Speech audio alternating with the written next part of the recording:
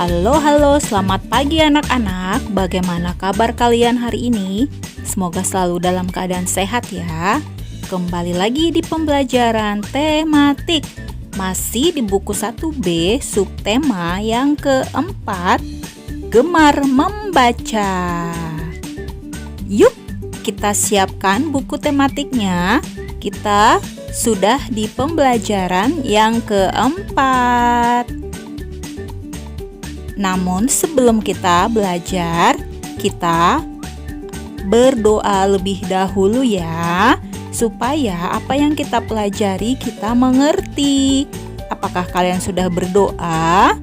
Jika sudah berdoa, berarti kita siap untuk belajar. Kita mulai ya.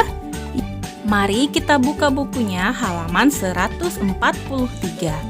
Kita mau belajar tentang gerakan non-lokomotor. Apa ya artinya gerakan non-lokomotor? Gerakan non-lokomotor adalah gerakan yang tidak berpindah tempat. Contohnya adalah mendorong tembok. Gambar yang pertama, Denny berdiri menghadap tembok. Gambar yang kedua, Denny menempelkan telapak tangan pada tembok. Dan gambar yang ketiga, Denny mendorong tembok. Jadi ini adalah contoh gerakan non-lokomotor atau tidak berpindah tempat. Berikutnya halaman 144, kita mau membaca. Judulnya perpustakaan. Setelah berolahraga, Denny pergi ke perpustakaan. Denny ingin membaca buku di perpustakaan. Di perpustakaan banyak buku. Buku-buku tersusun rapi di rak perpustakaan. Denny menuju salah satu rak. Denny memilih buku tentang budaya Indonesia. Nah, anak-anak, pernahkah kalian pergi ke perpustakaan sekolah ketika kalian mungkin di TK? Jika belum, sabar ya.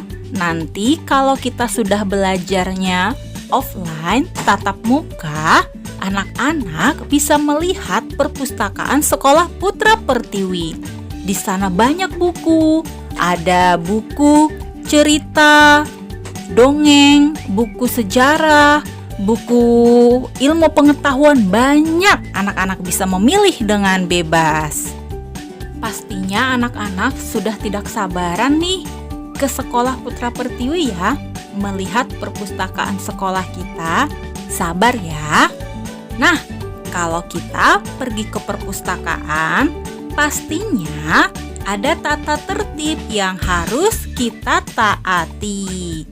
Apa saja tata tertib di perpustakaan? Yang pertama, dilarang berbicara dengan suara keras. Yang kedua, meletakkan buku yang sudah dibaca di tempat semula.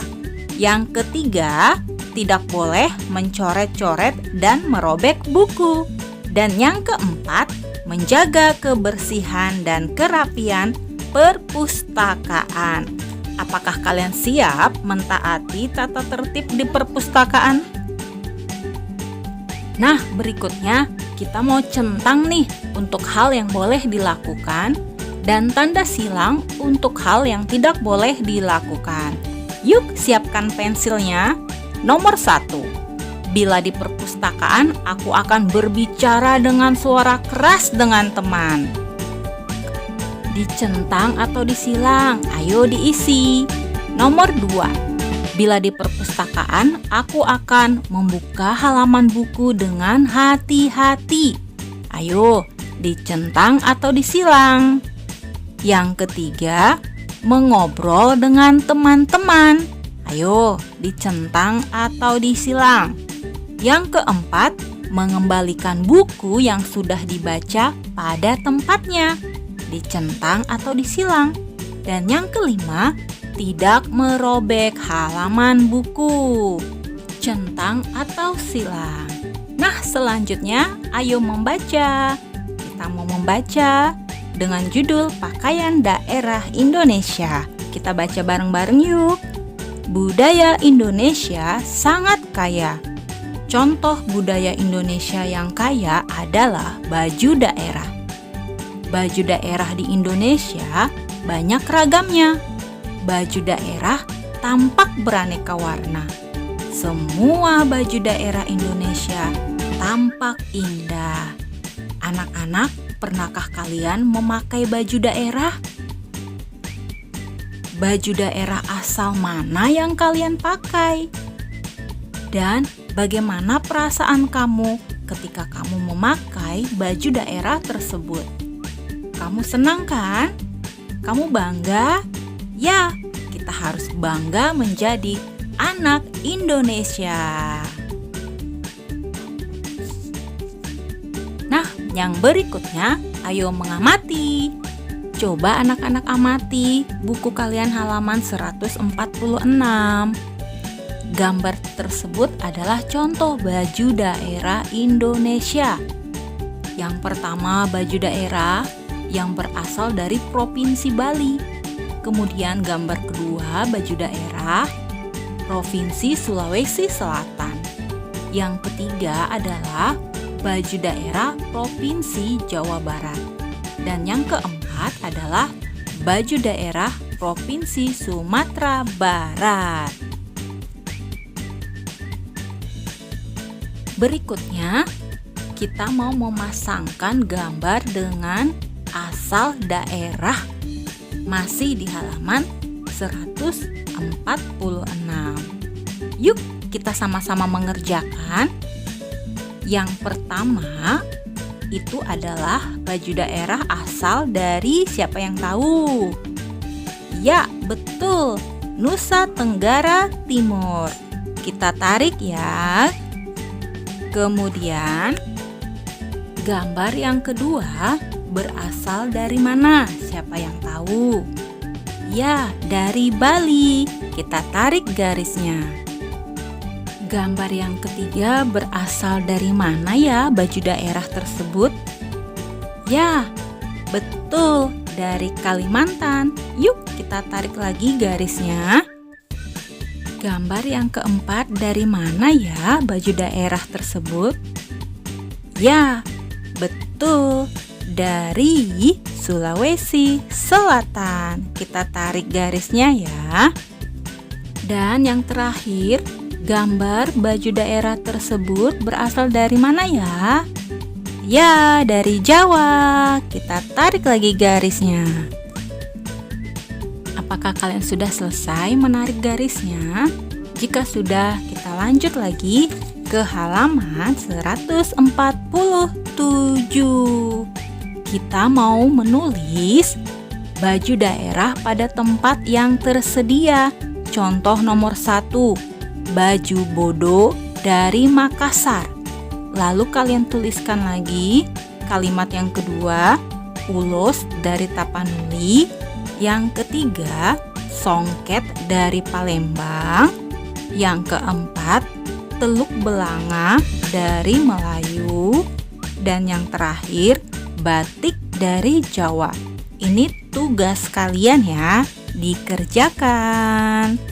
Dan yang berikutnya, setelah kita belajar tentang baju daerah dari berbagai Nusantara kita ini, pastinya kita semakin tahu ya, oh ternyata baju daerah Makassar itu seperti ini, Palembang itu seperti ini, Jawa seperti ini. Kita semakin banyak pengetahuan jika kita suka dengan membaca.